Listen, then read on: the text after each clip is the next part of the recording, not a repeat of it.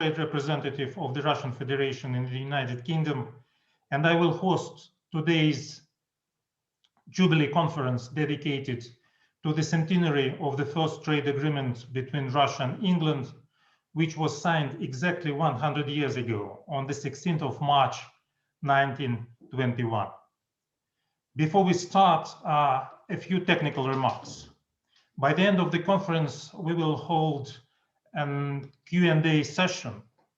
And in the Zoom program, in the chat section, you can find an organizer called Ask Me a Question.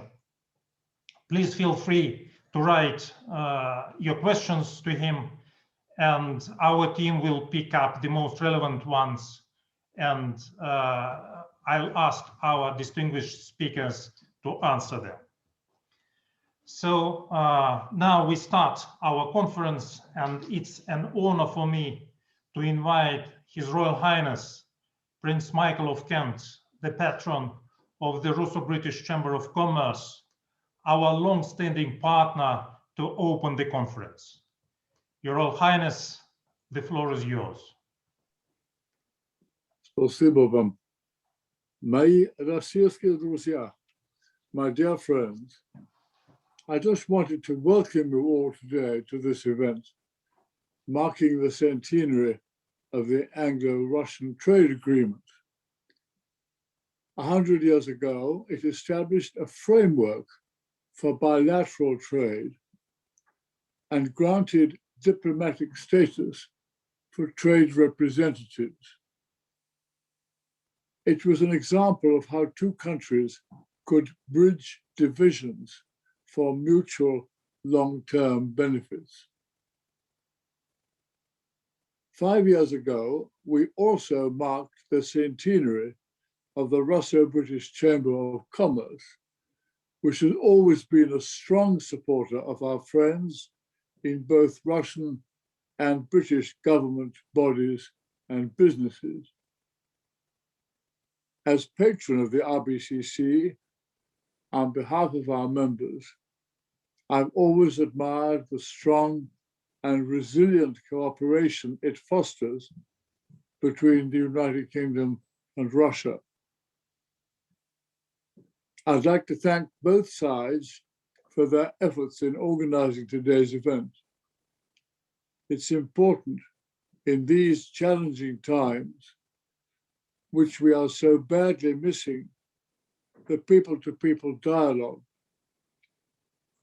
Despite the difficulties of the last year, the RBCC, together with the DIT in Moscow and the Russian trade delegation in London, held more than 50 online events with the businesses of the two countries.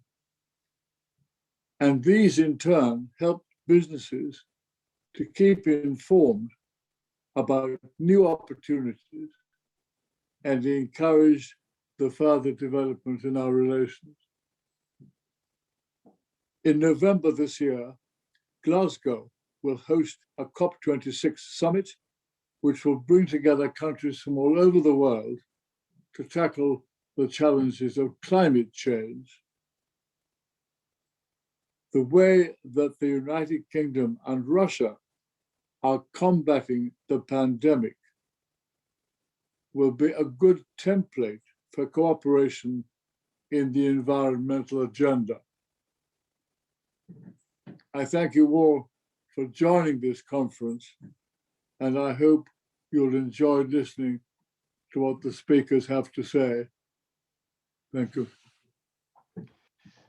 Thank you very much, Your Royal Highness, for such an inspiring and positive address. And now I would like to give the floor to the Deputy Minister of Industry and Trade of the Russian Federation, Mr. Alexei Gruzdev, who is in charge of the foreign economic and trade policy in the ministry. Alexei Vladimirovich, it's your turn now. Thank you, Your Royal Highness Prince Michael of Kent, Your Excellency Ambassador Bronner, Your Excellency Ambassador Kellin, dear colleagues and friends. I'm really delighted to see you all today on this special event, and it really marks the centenary of our bilateral trade agreement, which has been already announced, and the United Kingdom became the first country Soviet Russia signed such an agreement with. And thus, our trade delegation in London became the first of its kind, giving a start to establishing a global infrastructure known today as Trade Representative Offices of Russia. In 1921, the agreement signed in London confirmed our mutual aspiration to facilitate mutually beneficial trade exchanges. In these 100 years, our trade relations have been developing and diversifying despite many difficulties. It survived through political turbulence, Cold War, sanctions, and I strongly believe that despite all the political irritants, we should stick to a pragmatic and optimistic approach in our daily work, especially when it comes to B2B initiatives. Actually, we have a good evidence for this. Despite the negative impact of coronavirus on both Russia and the UK economies, we have witnessed an exceptional growth of our bilateral trade in 2020.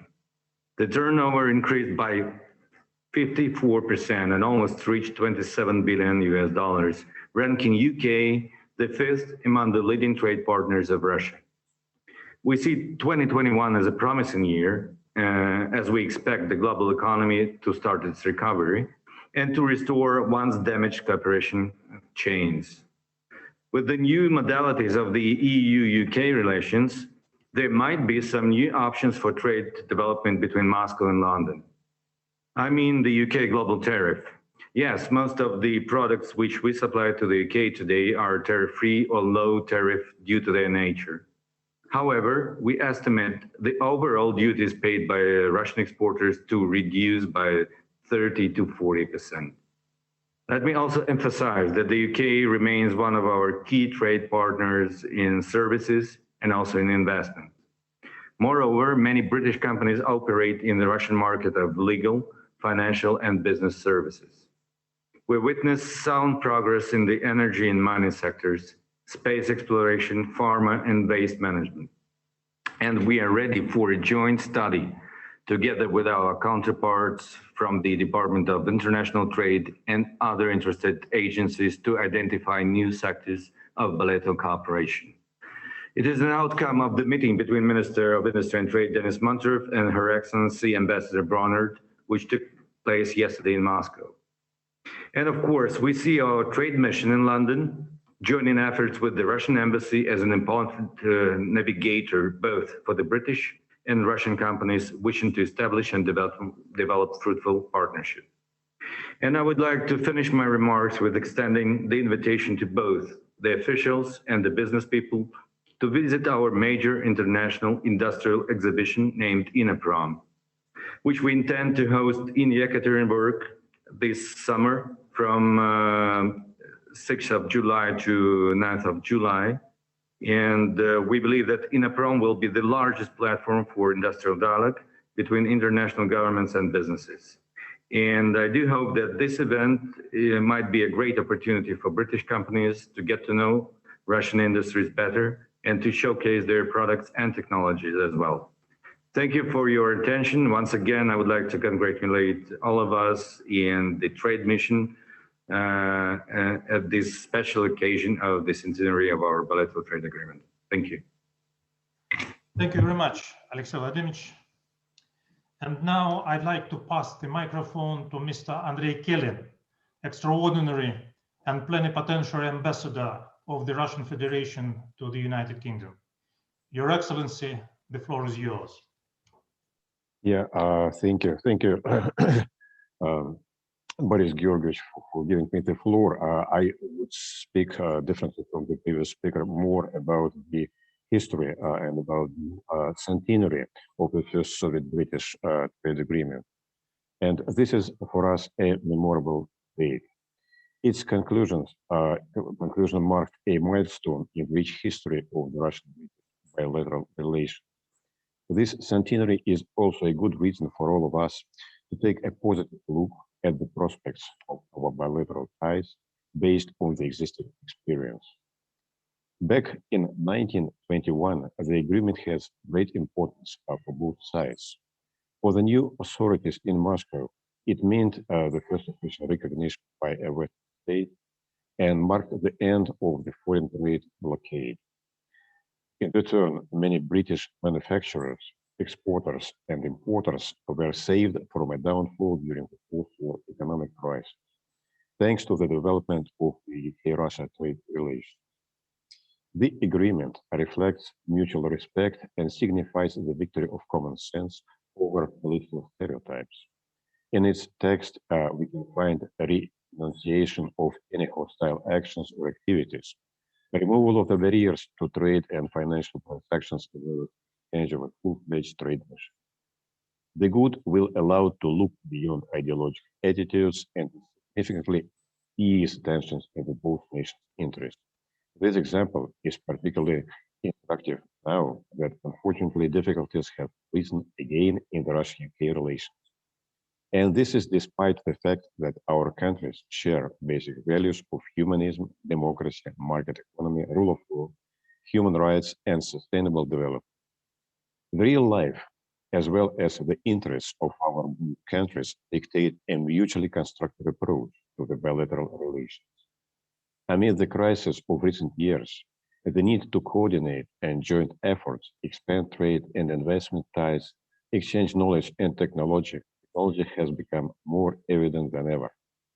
This represents a certain similarity with 1920s. These very considerations are guiding the business community. Russian and British companies continue active cooperation. The UK-Russia trade has been growing steadily along with the mutual cumulative investments, and it is particularly pleasant to see that despite the coronavirus pandemic and other difficulties, major Russo-British projects have been launched in the recent 2 years. These include the cooperation between the Roscosmos Space Agency and OneWeb communication company. AstraZeneca and GlaxoSmithKline pharmaceutical production alliance has been launched recently in Russia. Recycling equipment supplied by Rosatom to the British enterprise Riverside. Russia has a lot to offer to British and other partners for the mutually beneficial exchange. There are not only natural resources, but also more advanced technologies, high value-added products, unique knowledge in various fields.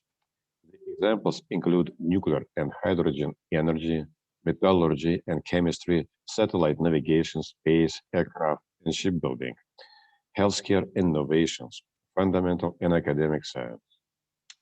The UK is interesting to us as one of the leading medication developer, engine producer, electronic and robotics manufacturer, global center of fintech and tech startups, host of many science centers, low carbon energy, and green finance would be other promising fields for cooperation.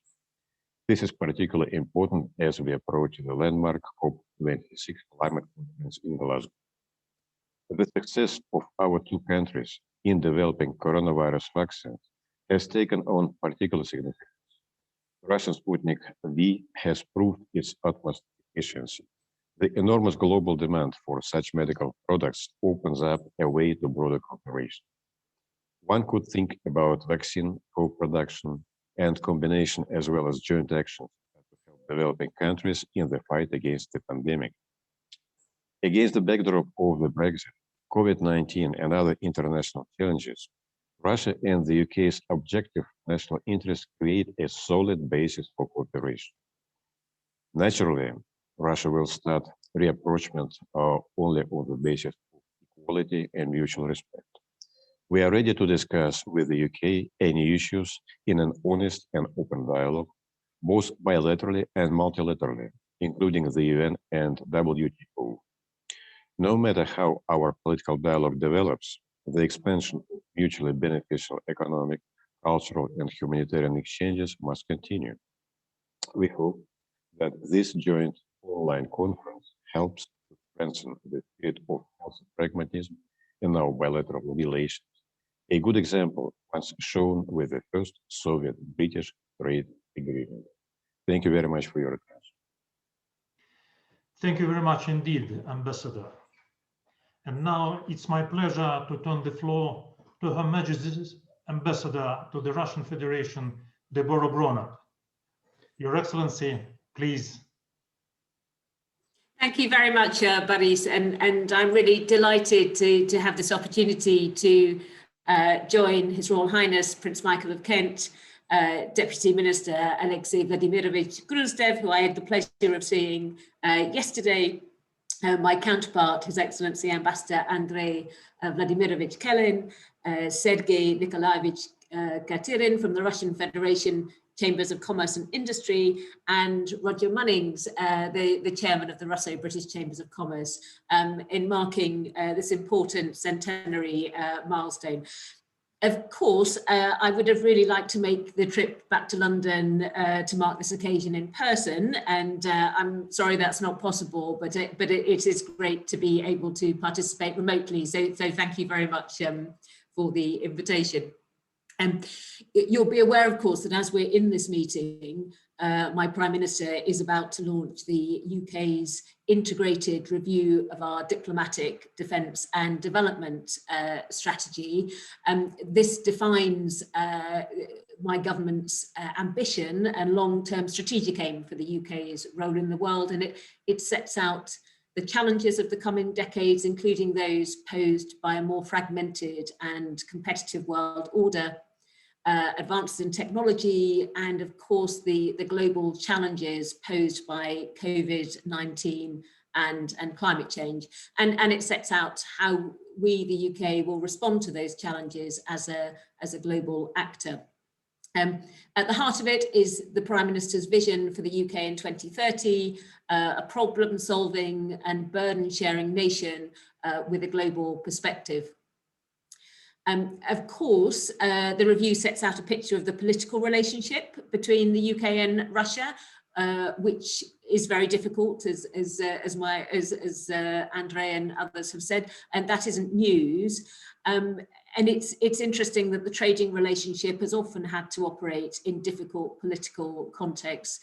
During the 100 years since Leonid Krasin set up the first trade delegation in London, and I think it's worth, a number of speakers have referred to the last 100 years. I'm going to go back a bit further, because of course our trading relationship is much older even than that, and has endured through many turbulent times. And the Old English Court in Zaryadye Park, about 2 miles from where I'm sitting now, was established in 1556.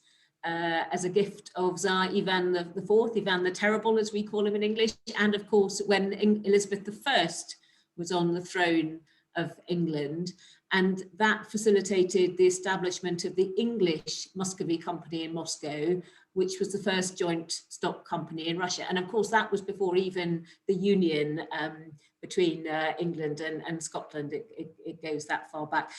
A century later, we had Peter the Great and his grand embassy visited London on their travels around Europe to learn from European artisans about modern approaches to manufacturing and shipbuilding. Peter the Great's visit was successful in many ways, including in its recruitment of a number of British shipbuilders and mariners who moved to Russia to help build Russia's first ocean-going navy. And many of them stayed and settled in Russia, building a foundation of people-to-people links. And I'm delighted to say that links between people, institutions, and businesses continue to develop and provide for fruitful and worthwhile mutual cooperation more than 300 years later. And that's certainly, I think, the case within the business community, where Russian and British companies work closely together to grow their exports and their investments. And I also see many examples of effective joint working in education, culture, and science, including as we seek to address the global challenges of climate change, biodiversity loss, and of course, the response to the pandemic. As an example, AstraZeneca and the Gamaleya Institute have been working together to investigate whether a combination of the Sputnik V vaccine and the Oxford AstraZeneca vaccines might produce even better results. And I think that's a great example of Russian and British institutions and companies working together for the greater good. And I hope that could be a template for further collaboration in healthcare, science and beyond. And I'm delighted we have Professor Carol Mundell, the FCDO Chief Scientific Advisor, making I'm afraid it's a virtual visit next week to Moscow, but hopefully we can get her back in person soon, but in order to continue to build up those links. I enjoyed meeting Trade Minister Manturov and the Deputy Minister Grustev again yesterday evening. Of course, we acknowledge the disagreements between our governments, but we also had a really good discussion about what we can do to bring British and Russian businesses together to help grow our mutual prosperity. And even though there isn't a prospect of a formal trade structures now, I think there's a lot we can do to support trade and investment. And I think, as others have said, sectors such as clean energy, hydrogen, green finance and the wider services sector seem to hold a lot of promise and will help both our economies make the low carbon transition that's necessary and urgent everywhere, including in the UK and in Russia. And as the co-chairs with Italy of the COP26 conference, climate conference in Glasgow, where we want the world to come together to take action on climate, we're particularly keen to see progress on supporting cleaner energy and recognise that Russia, another member like us of the Paris Agreement and one of the world's biggest producers of commodities and raw materials, is a really important partner in helping achieve that objective. I'm also looking forward to hearing directly from British and Russian companies that have good ideas to share about what governments can do to help them. Ultimately, it's the businesses that take the risks and make the investments. And so, you know, you are often best placed to suggest what can be done. And of course, the trade and investment team here in the embassy in Moscow is here to help.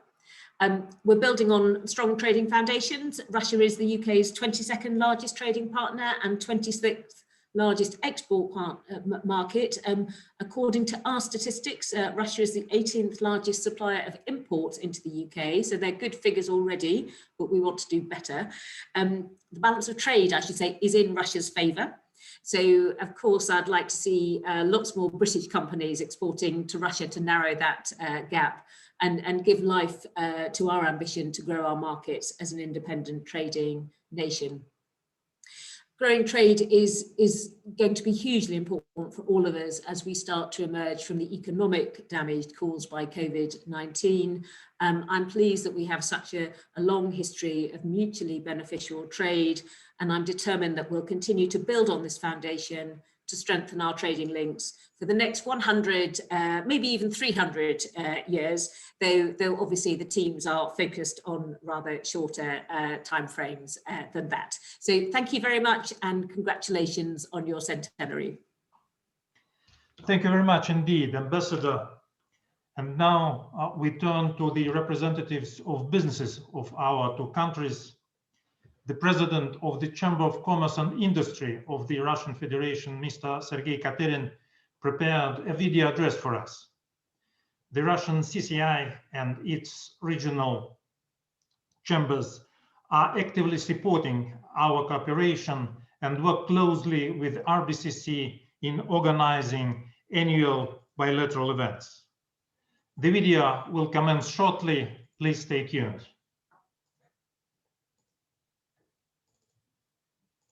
Уважаемый Борис Георгиевич, уважаемые коллеги, хочу от имени Торгово-промышленной палаты России, от себя лично, поздравить всех вас со столетием со дня подписания соглашения об учреждении Торгпредства между Англией и Россией.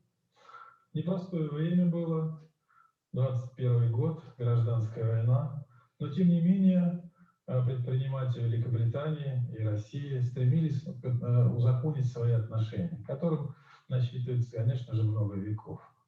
За 5 лет до этого, в 1916 году, во время Первой мировой войны, была учреждена Британо-Российская торговая палата. И тоже было непростое время. И тогда тоже предприниматели стремились организовать каналы связи, возможности для экономического сотрудничества. На протяжении всех этих 100 лет торговое представительство вносило и вносит свой достойный вклад в развитие отношений между предпринимателями Великобритании и России. Мне кажется, что сегодня уже невозможно представить наши торгово-экономические связи без торгпредства, без вклада тех людей, которые работают в этой замечательной организации. Нас связывают многие годы тесная дружба, сотрудничество и с Торгпредством, и с нашей британо-российской палатой. Я думаю, что и тот, и другой институт внесли достойный вклад и получают достойное уважение со стороны российских и британских предпринимателей. А мне хотелось бы пожелать всем коллегам на втором столетии такой же успешной работы, какие бы бури не шумели над нашими головами, превалирует будет всегда рационализм, желание получать прибыль у предпринимателя, а значит выстраивать конструктивные отношения. Хочу пожелать всем здоровья и успехов в этой непростой работе.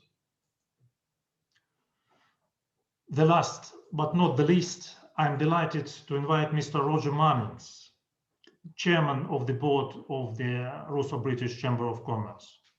Roger has exceptional experience in working with Russia and in Russia, and I would like to note that 2 years ago, Roger organized a meeting of the top 10 British businessmen with the Russian President Vladimir Putin.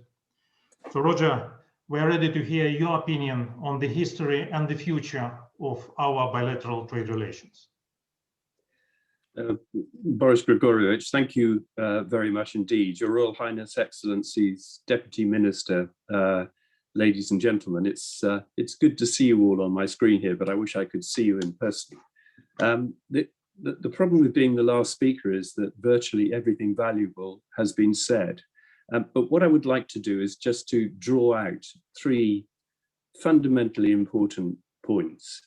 And the first is that both the government of the Russian Federation and the government of the UK encourage trade and investment between our two countries. The RBCC checks that point regularly, but it is completely demonstrated by the presence here today of Deputy Minister Gruzdev, by His Excellency Andrei Kellen's presence, and by Her Excellency Deborah Bonnet's presence, that both governments are completely supportive of trade and investment as a bridge between our two countries and a means to develop the well-being of both countries. Of course, business is always more comfortable when there are good relationships at political levels. But the very least that we need to remove uncertainty is communication between our governments. And in that respect, it is very important that our ambassador in Moscow met with the Department of Trade and Industry of the Russian Federation yesterday, with Minister Manchurov and with Deputy Minister Gruzdev. That is incredibly good news. I understand that it is a start to developing discussions on trade relationships, and we wish those talks success, and we will play every part we can in them. The second point that I would draw attention to is that following the pandemic, but for other reasons too, like Brexit and like Russia's aim to modernize fully its economy, both countries are going through periods of intense consideration and development about the future. That provides huge opportunities for top quality, legitimate businesses. And we stand ready to assist in any way we can, along with our colleagues at the Russian Trade Delegation, with the Department of International Trade, with our friends at the Chambers of Commerce of the Russian Federation, to assist in that process. Numbers have been given for trade between our two countries, and that trade level has been developing over the last decade, but it's not enough. As Ambassador Bonnet said, we can do a lot more, and we want to do a lot more. We have complementary countries in many ways, and we want to move that relationship forward in the trade and investment area. With those comments, I'll stop and congratulate, I suppose, congratulate us all. It's a bit strange congratulating yourself, but congratulations on the centenary of the first trade agreement for Russia and the first trade agreement between Russia and the UK. Thank you very much indeed. Thank you very much, Roger, for such a positive speech. And it marks the end of the series of contributions of our speakers. And now we come to the Q&A session. And the first question we picked is by Olga O'Flynn, a project manager in the company UK-RU. She asks, in which spheres of Anglo-Russian trade do you see the greatest growth prospects over the coming 5 years? Roger, may I pass this question to you? And this theme was already touched by our speakers, but what is your opinion on the most prospective spheres of our bilateral cooperation? Look, I'll come on to give an answer to the question in a moment. But what I'd first say is that for companies looking at investing in either companies looking at investing in UK or companies looking in Russia, it's very important to look at what each in terms of developing its economy for the future.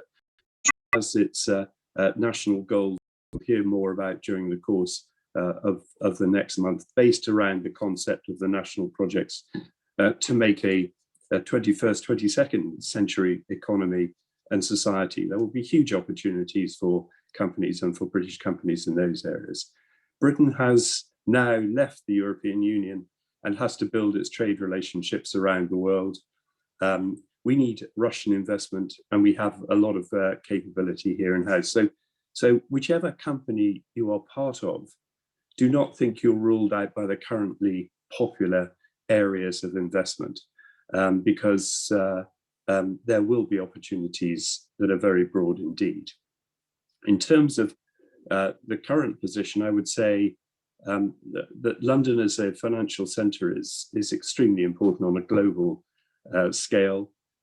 We've just had the Hill report, which aims to keep London competitive as a financial centre and a source of funds for Russian companies and Russian government, along with obviously the Moscow Stock Exchange. So I think London as a financial centre is a key one.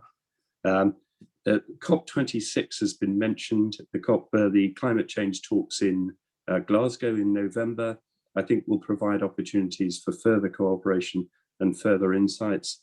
A number of British companies are already engaged in the Russian Federation in looking at various areas of environment, of reporting, of risk management, and indeed I've been involved in ERM's work for Norilsk Nickel in terms of the permafrost issues in the far north of Russia's Siberia. The collaboration between AstraZeneca and Begleyev Institute has been mentioned, and pharmaceuticals and healthcare is a certainty for the future. We have a successful model of collaboration there, as has been said. So I think that's another good area to look for. And education, I think, is an area where we share ambitions for our populations in both countries. We understand that future success for society and economy is based around raising continually the levels of knowledge and capability of people. It's ultimately the main competitive advantages anybody in business knows. So I think that area is another extremely important one, along with its spin-off, which of course is the high-tech industry. So those are the areas I would give at this stage. But I would say there are many, many other areas, and those will depend on the challenges which each country faces and how it's going to address them for the future. So it's important to do the research. It's important to use organizations like the Russian Trade Delegation, like RPCC, like the Russian Chambers of Commerce, to look at possibilities. And we encourage all of our people watching today to do that. Thank you very much, Roger.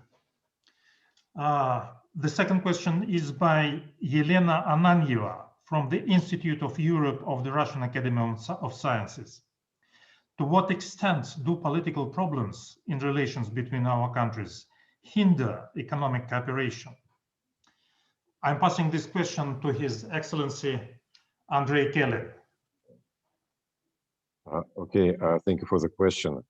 The statistics shows that, of course, there is a constant increase of volume in bilateral trade in the recent years, despite the political climate.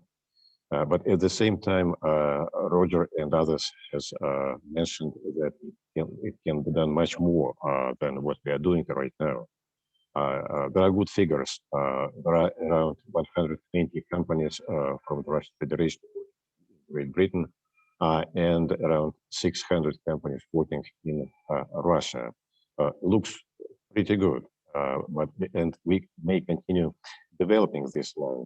As for Russian government, I can assure you that we are ready to provide more opportunities for increasing volume of trade, searching for new areas. But on the other hand, and this is sort of a complaint, I'm sure that British government can do much more in supporting British companies and in providing better conditions for the Russian companies to work. On official levels, I can mention that we have sent at least 3 addresses recently. One to conclude the agreement in the field of fishery, another one to conclude an agreement in the area of agriculture, meat production, and also the healthcare. This is referring to pandemics. We talked about it earlier. None of these demands has been met positively from the UK government. The answer we are getting is that we are not on a priority list of the UK government to work on this subject. I hope that this situation will change as soon as the British government will deal with all necessary items with the closer allies and the others, and the turn will come to us. It will be a much more beneficial relationship for the trade between the 2 countries. Thank you.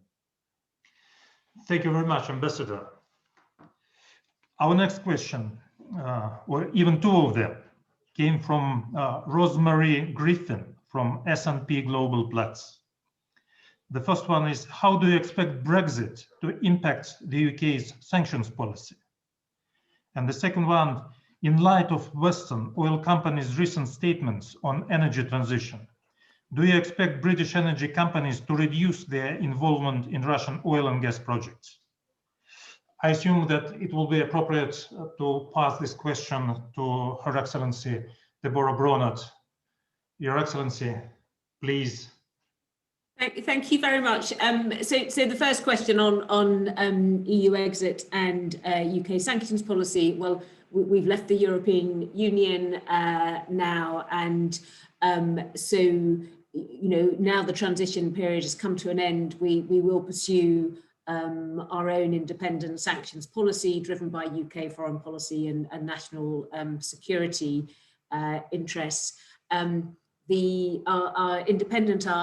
national sanctions regime went live at the end of the transition period and has substantially the same policy effect as the previous EU regimes, and the vast majority of EU designations are listed in the UK sanctions list. This is a global policy. Our legislation has a slightly different base than the EU, the previous EU regime. We'll continue to actively manage and review that, and we'll continue to work with others. We have our Sanctions and Anti-Money Laundering Act. The 2018 Act already provides the legal framework for the UK to impose, update and lift sanctions both autonomously and in compliance with United Nations obligations. So I hope that's covered that. In the issue of oil companies, so we are both given our national position on the requirement to take action to avert dangerous climate change, and also as co-chairs of the Conference of the Parties. Of course, we are encouraging companies everywhere, as well as countries everywhere, to take action on on climate and low carbon. We welcome very much the ambitions of the UK energy companies to become net zero. And we're of course talking to individual companies about how they do it and what they do. There are, as the questioner notes, many collaborations between UK companies and Russian businesses, and it's one of the things I do is talk to Russian business about what they're planning.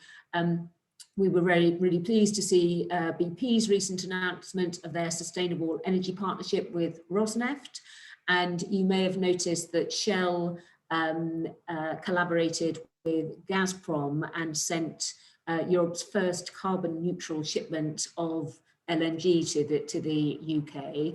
And in my meeting yesterday with Minister Manturov, we started to explore other areas, and we talked about hydrogen, renewables. I think these are really practical areas where there's more we can do, and where we certainly want to support business to deliver solutions. If I can be really cheeky, I just want to add a few thoughts on areas where we think there is more that can be done. Services is an area where we think the scope for growth, picking up, I think, Roger's remarks at the education sector. We had a very successful visit by university vice chancellors from the UK to Russia back in November 2019. The follow-up engagements have all been virtual because of the pandemic, but we're hoping that we will be able to welcome a substantial delegation of Russian rectors to the United Kingdom in the autumn. So we're hoping that that can help us build on that. And then I've mentioned hydrogen and low carbon energy, and of course we will continue to look at all the proposals made to us, whether it's on the issue of fisheries or other areas. And we're hoping that air links will be resumed sooner rather than later. I see they continue to be suspended for the next month, but I'm hoping that air links will be resumed soon. Thank you very much indeed, Ambassador. Our next question comes from Nicholas Taylor from the Tutor College. What kind of deal can be struck between us for processed 900 silver and scrap damaged items? At present, there are only 4 main suppliers in the UK, and one is a German-owned company. I'll try to answer this question by myself. Russia has been a long-standing and a major supplier of precious metals to Britain and globally, and we are happy to work closely on these projects with you, Mr. Taylor. The prices for silver are expected to grow this year further, and we expect that it will bring more activity to the sector, including bilateral deals, which can be struck between Russian and British companies. So this is a very promising area of our future cooperation. May I also offer you and other interested guests to attend an online Russian-British raw materials dialogue, which will be held on March 25th. I believe that it will be more appropriate to address your questions to the metal markets professionals. Both embassies, TIT Moscow and our team will take part in this forum. And I'm afraid this is our last questions for today. Actually, the participants were very active in asking questions, and we have received several dozens of them by now. And of course, it is impossible to answer them all immediately. But I think that our team will answer them directly shortly after the conference. So that's it. Thank you very much for your participation, and keep safe.